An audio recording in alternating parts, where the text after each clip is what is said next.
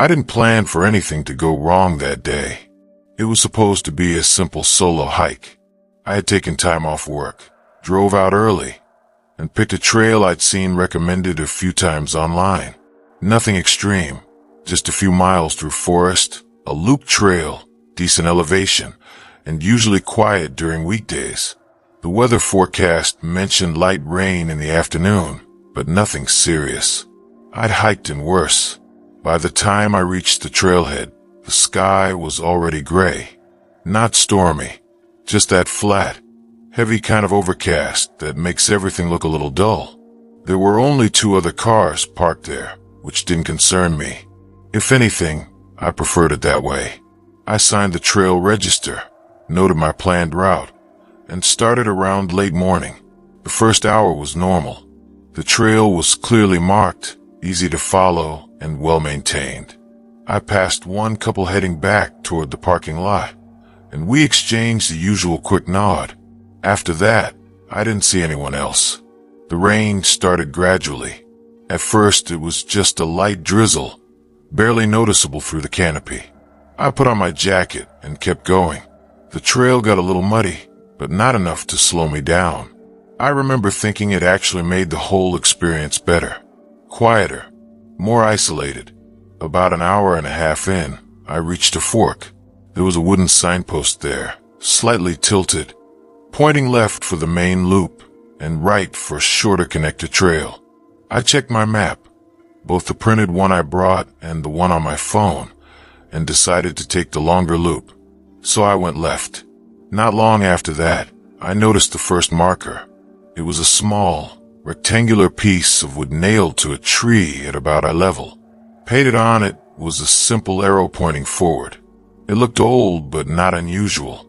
Trails often had extra markers like that, especially in areas where the path could get confusing. I didn't think much of it and kept walking. 10 minutes later, I saw another one. Same size, same shape, same arrow. At that point, I did pause for a second, mostly because I hadn't seen markers like that earlier on the trail. The official trail markers had been colored blazes, painted directly onto trees, not separate wooden signs. Still, I figured maybe this section had been updated or maintained by a different group. It happens. So I kept going. The rain picked up a little more. Not heavy, but steady enough that everything around me started to feel muted. The sound of it hitting leaves and the ground kind of drowned out everything else. My jacket hood limited my peripheral vision, and I found myself focusing more on the ground ahead than anything around me. That's probably why I didn't notice right away that the trail had changed. It wasn't obvious at first. It just felt narrower, less defined, like fewer people had walked it recently. But I was still following a visible path, and the markers kept appearing every few minutes, always pointing forward. That's when it started to bother me, because now they were too consistent. Every time I started to wonder if I was still on the right track, there'd be another one, always in clear view, always reassuring me to keep going straight. I stopped and checked my phone. No signal. That wasn't unusual for the area, but when I opened my offline map, my location wasn't lining up cleanly with the trail anymore. The GPS drifted slightly, which happens in dense forest, but it was enough to make me question things. I turned around to look behind me. For the first time, I realized I couldn't clearly see where I had come from. The path looked different from that angle, less obvious, and I didn't see any markers facing the opposite direction. That was the first moment I seriously considered turning back, but I didn't. The logic at the time felt reasonable. I had been following a continuous path. The markers were consistent, and turning back into something that already looked unclear didn't feel any safer than continuing forward. So I kept going. About 20 minutes later, I saw something that made me stop completely. Another marker, but this one was lower, closer to chest height, and the arrow wasn't pointing forward. It was pointing to the right. There was no visible trail to the right, just trees, underbrush, and wet ground. I stood there for a while, just staring at it, try to make sense of it.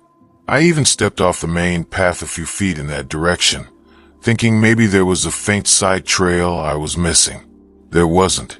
When I stepped back, I noticed something else. Another marker on a nearby tree. This one pointed left. At that point, it stopped feeling like guidance. It felt like confusion. I looked around more carefully, scanning the trees instead of the ground, and that's when I saw them. More markers, not in a straight line, not forming a clear path, just scattered, some higher, some lower, some pointing in directions that didn't connect to anything. And I realized I had been focusing only on the ones directly in front of me, the ones that kept me moving forward. That's when I decided to turn back. I retraced my steps as carefully as I could, but within minutes, I lost any sense of the original trail. Everything looked the same. The rain had softened the ground enough that my footprints were already fading. I tried to use my phone again, but the GPS was even less reliable now.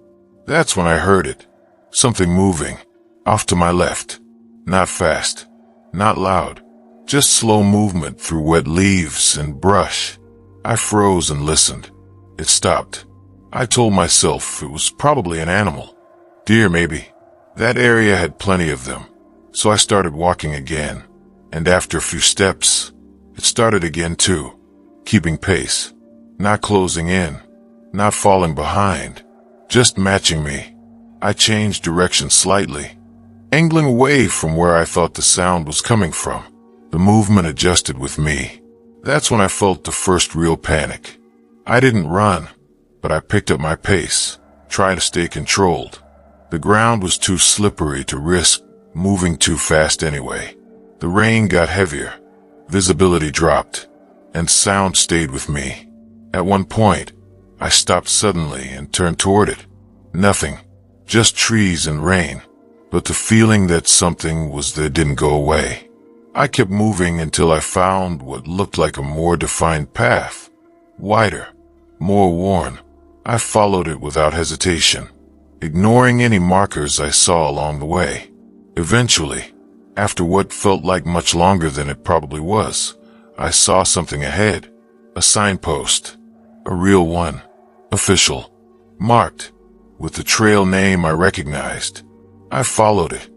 And about 20 minutes later, I made it back to the main trail loop I had started on. From there, it was straightforward. I retraced my route back to the parking lot. By the time I got there, it was late afternoon. The other cars were gone.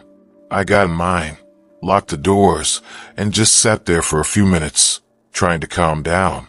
I told myself I had just taken a wrong turn, that the markers were probably unofficial, maybe placed by someone messing around or trying to create their own path. But something about it didn't sit right. So before leaving, I checked the trail register again. There was an entry from earlier that morning, a name I didn't recognize, under planned route. They had written the same loop I had taken, under timeout. It was blank. No one had signed them back in. I called the park office the next day. I explained what I'd seen. The extra markers, the confusion, the area where the trail seemed to disappear. They told me there were no authorized markers like the ones I described. A ranger followed up with me later that week. He asked more detailed questions about where I had been and said they'd checked the area. A few days after that, he called back. He said they didn't find any markers. None. Not old ones, not new ones. Nothing matching what I described. I asked about the other hiker from the register. There was a pause. Then he told me they were looking into it, but didn't give any more details. I haven't gone back to that trail. What bothers me most isn't getting lost. That can happen. It's how deliberate it felt. Those markers didn't feel random. They felt placed to keep me moving in one direction. And when I stopped following them, something else started following me.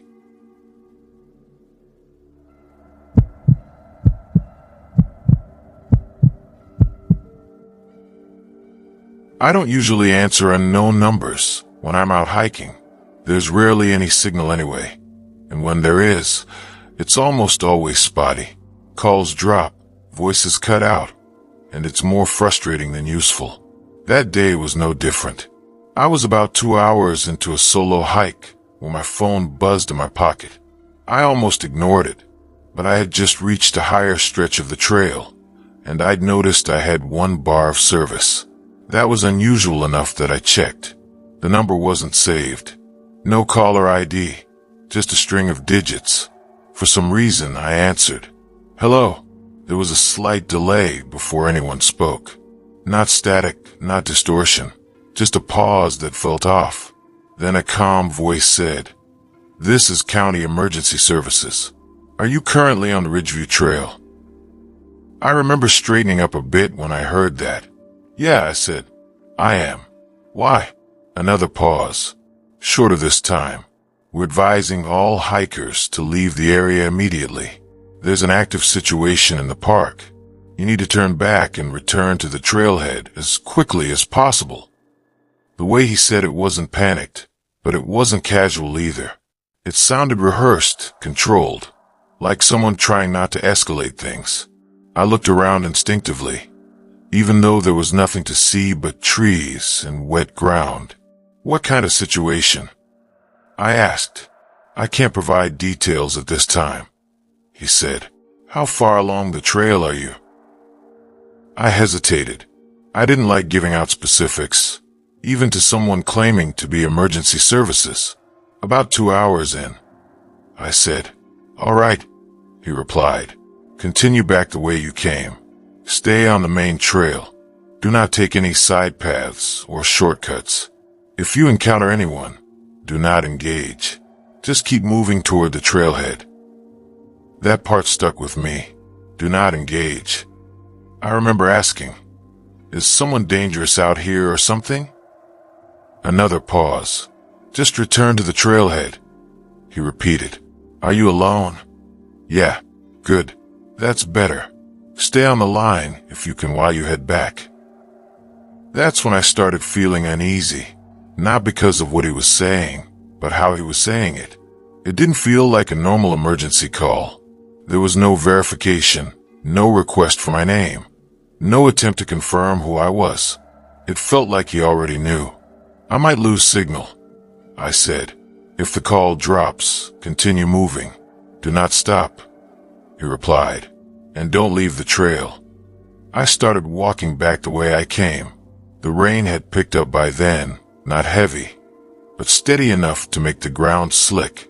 I kept my phone in my hand, glancing at the signal bar every few seconds. "Are there other people on the trail?" I asked as I walked. "We're working to clear the area," he said. "Focus on getting yourself out." That wasn't an answer. Did something happen? I pressed. No response this time. "Hello, I'm here," he said after a second. "Keep moving." I don't know why, but I stopped walking. Something about the conversation felt wrong, not urgent in the way it should have been. If there was a real emergency, there would have been more information, more coordination. "Which county are you with?" I asked. There was a longer pause now. Then he said, "Just keep moving toward the trailhead." He didn't answer the question. That's when the call dropped. No warning, no fading signal, just ended. I looked at my phone. No service. I tried calling the number back. It didn't even ring. Just failed immediately. I stood there for a minute, thinking it through. Part of me wanted to ignore it and continue my hike. I hadn't seen anything unusual. No signs of trouble. No other hikers acting strangely, nothing. But the other part of me kept replaying the call. Do not engage. Stay on the main trail. If you encounter anyone, it got in my head. So I turned around and started heading back. For the first 30 minutes, nothing happened. Everything felt normal. Rain trees, the same trail I had already walked. I started to feel a little ridiculous for taking the call so seriously. Then I saw someone ahead, a man walking toward me. He was about 50 yards away when I first noticed him, coming from the direction of the trailhead. That alone didn't make sense. Most people I'd seen earlier had already left.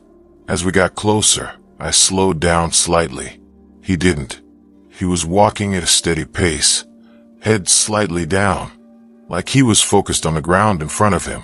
I remembered what the caller had said. If you encounter anyone, do not engage. It felt stupid, but I followed it. As we passed each other, I didn't make eye contact. I just stepped slightly to the side and kept walking. But as he went by, I noticed something. He wasn't carrying anything. No backpack, no water, no gear at all. And he was completely soaked, like he'd been out there for a long time. I glanced back after a few steps. He had stopped, standing in the middle of the trail, watching me. That's when my pace picked up. I didn't run, but I walked faster, trying to put distance between us. After a few seconds, I looked back again. He was walking again, same pace as before, toward me. I turned forward and kept moving. The trail curved after a while, and I lost sight of him. I told myself he was probably just another hiker. Maybe someone who had started late. Maybe someone who didn't follow the same advice I did. But the feeling didn't go away. About 10 minutes later, I heard footsteps behind me. Not loud, not close, but there. I turned around quickly. Nothing. No one on the trail. I stood there listening. Just rain. I kept going. The rest of the hike back felt longer than it should have. Every sound seemed more noticeable. Every turn in the trail made me expect to see someone, but I didn't. Eventually, I made it back to the trailhead. The parking lot was almost empty. My car was still there, along with one other I didn't recognize. I got inside, locked the doors, and sat there for a moment. Then I checked my phone again. Full signal. The first thing I did was call the number back. This time it went through. It rang twice before someone answered. County Emergency Services, how can I help you? It was a different voice. Yeah, I just got a call from this number earlier, I said, about an evacuation on Ridgeview Trail. There was a brief pause. I'm sorry, can you repeat that? I explained it again. Another pause, longer this time. Sir, we haven't issued any evacuation orders for that area today, she said, and we don't make outbound calls like that to hikers. My grip on the phone tightened a bit. Are you sure? I asked. Someone called me from this number. Said there was an active situation. I'm looking at our system now, she said. We don't have any record of that. Are you currently safe? Yeah, I said slowly. I'm back at the trailhead. All right, if you believe someone may be in danger, you can file a report with park rangers, but we have no active incidents there. The call ended shortly after that. I sat in my car for a long time before leaving. I reported the call to the park office the next day. They took it seriously enough to ask questions, but there wasn't much they could do. No record of the call. No reports of suspicious activity. Nothing. I mentioned the man I saw on the trail. They asked for a description, wrote it down, and told me they'd keep an eye out. A week later, I got a follow-up call from a ranger. He said they had checked with local emergency services and confirmed again that no calls had been made that day. Then he mentioned something else. Another hiker had reported a similar experience a few months earlier. Same trail, same type of call, different number, but the same message. Leave immediately, don't engage, stay on the trail. That hiker also reported seeing someone on the trail who didn't seem right. No gear, just walking, watching. They never identified who made those calls. As for me, I changed a few things after that. I still hike, but I don't answer unknown numbers anymore. And if I ever do, I won't follow instructions from someone who refuses to tell me exactly who they are.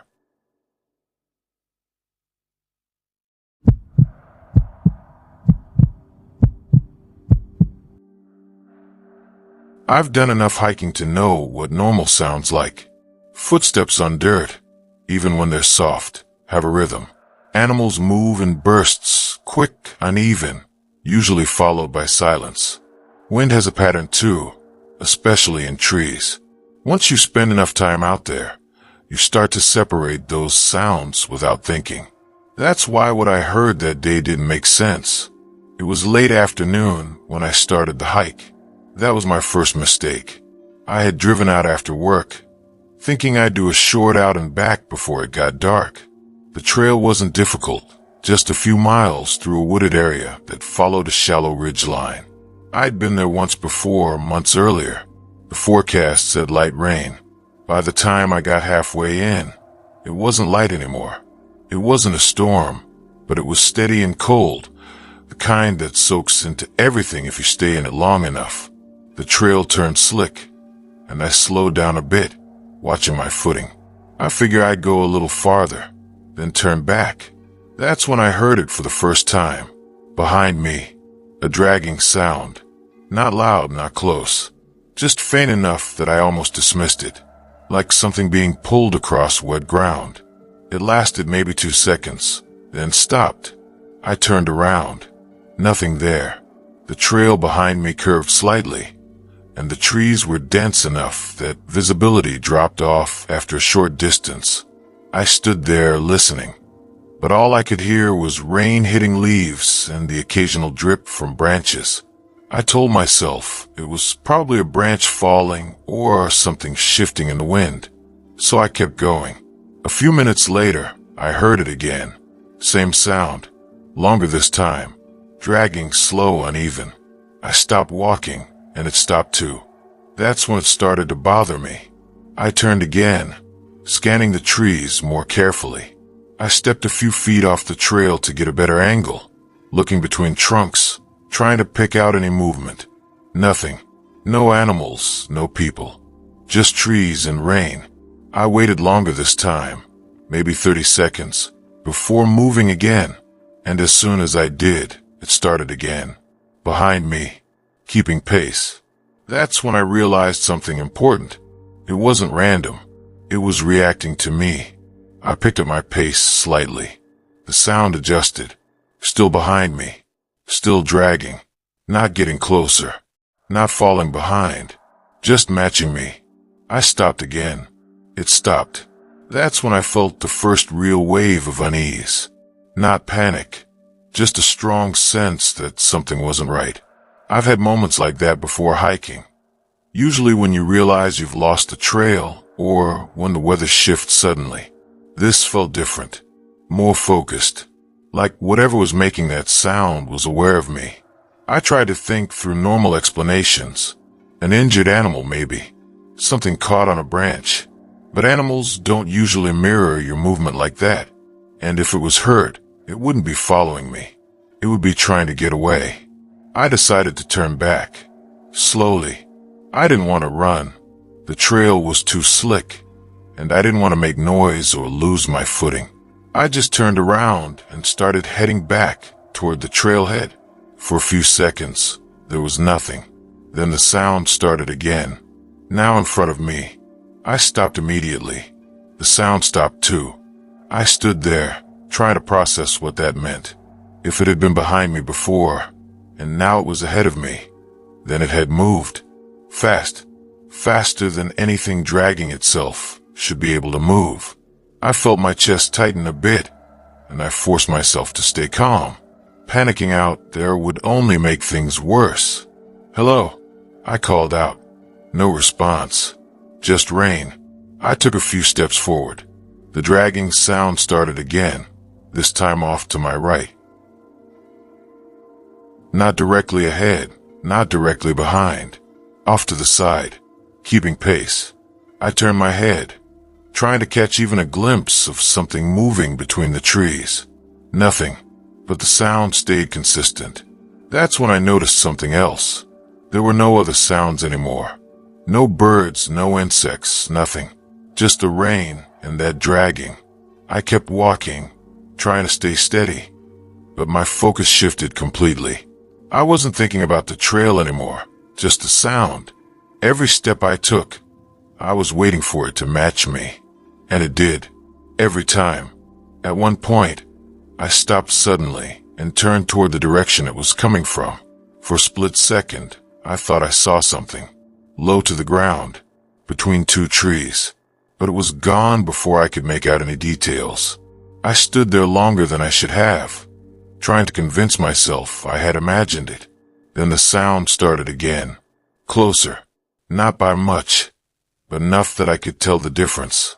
That's when I broke my own rule and started moving faster, not running, but close to it. Careful steps, quick pace. The trail blurred a bit as I focused more on getting out than on where exactly I was stepping. The sound changed. It didn't get louder, but it got quicker. The dragging became shorter, more frequent, like whatever it was had adjusted to my pace again. Still off to the side, still not visible. I didn't stop again. I just kept moving. After a while, the trail dipped downward and opened up slightly. The trees thinned just enough that I could see farther ahead. And that's when I saw something that didn't belong. My car. At first, I thought I was just closer to the trailhead than I realized. But that didn't make sense. I hadn't been walking that long. Still, there it was, parked off to the side, partially visible through the trees. I felt a brief sense of relief and headed toward it, stepping off the trail. The ground was softer there, more uneven, but I didn't care. I just wanted to get back. As I got closer, something felt off. The angle was wrong.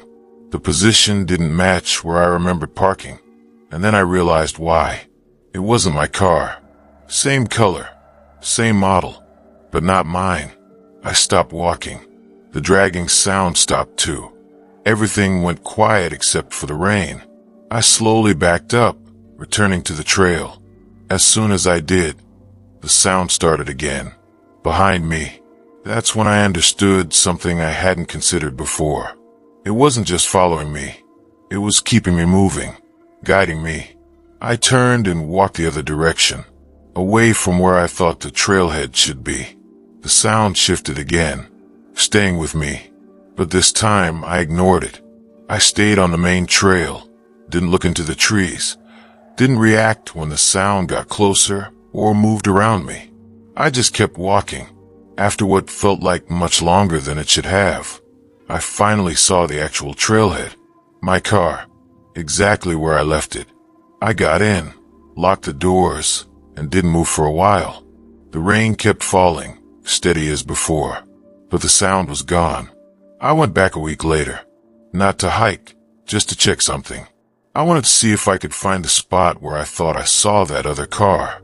I walked the trail during the day, in clear weather, paying attention to every turn, every opening in the trees. There was no place where a car could have been, not even close. The terrain didn't allow it. Too dense, too uneven. I also noticed something else. There were areas off the trail where the ground looked disturbed, like something heavy had been dragged through it. Long, uneven marks in the dirt, not consistent enough to be a path. Just marks. I reported it to a ranger, mostly out of obligation. He listened, wrote it down, and said they'd take a look. A few days later, he called back. He said they didn't find anything unusual. No tracks, no disturbances, nothing out of place. I didn't argue. I didn't go back after that. What stays with me isn't just the sound. It's how controlled it felt. It never rushed me, never showed itself clearly. It just stayed close enough to influence where I went. And the one time I almost left the trail, it gave me something that looked familiar enough to follow. Just not real.